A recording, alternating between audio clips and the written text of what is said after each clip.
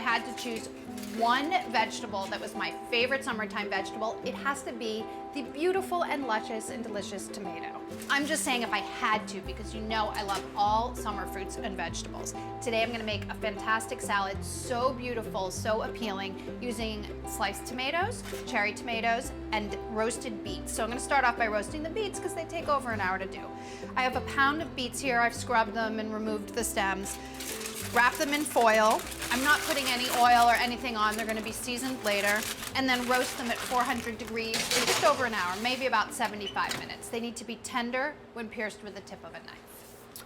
Slice up some tomatoes. I have some beautiful heirloom tomatoes. If you can't find heirloom, use beefsteak. Really doesn't matter what kind, as long as they're ripe, delicious, smell good, and have never been refrigerated. They get a little mealy if you put them in the refrigerator. I know you can't control the refrigeration aspect, but where you buy them, ask them if they refrigerate their tomatoes. Most supermarkets, I feel like, probably do, but if you have the opportunity to grow your own or buy them at the farmer's market, you have a better chance. Slice them up.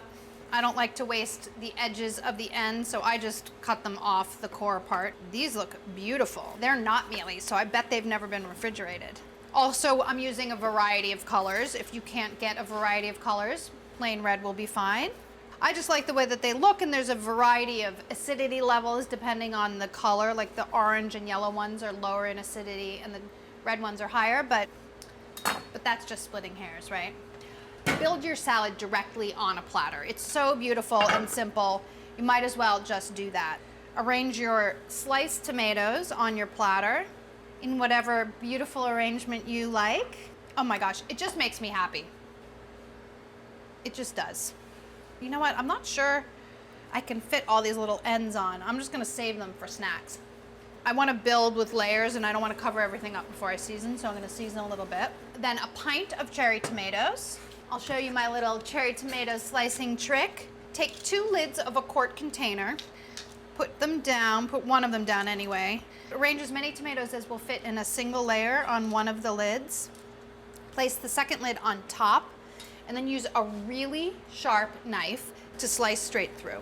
This will not work if your tomatoes are too soft or if your knife isn't sharp, but it works like a dream if they're just right. Ta-da! Look at that. It's like magic, and you cut, let's see how many are here. 2, 4, 6, 8, 10, 12 tomatoes in one fell swoop. It's pretty cool. All the tomatoes are sliced in half. You can just put them right on your tray. I guess I have to peel those beets now. You're probably gonna wanna wear rubber gloves if you have them, because beets stain quite a bit, and you can just easily rub the skin off with a paper towel once they're roasted. Make sure they're cool enough to handle. They don't have to be completely cooled though. I actually find that if they're slightly warm, the skin comes off a little bit more easily. See? They rub right off. Super duper easy. Really, really simple.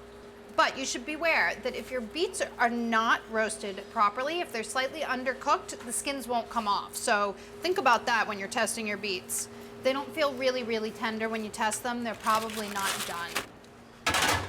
Slice the beets the way that you sliced your tomatoes. You could cut them in wedges if you want. It's really up to you. I mean, it's a salad. You know what I'm saying?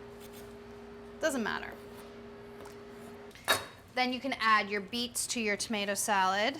I like to tuck them in, make it look gorgeous. You want it to look as gorgeous as it's going to taste. People eat with their eyes too. All right, now I'm done touching the beets. Now I can take my gloves off. Sprinkle with salt.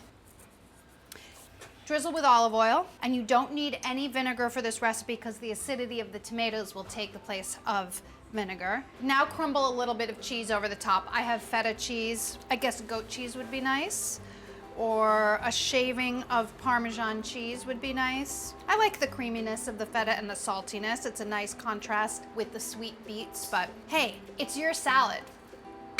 And then some cilantro.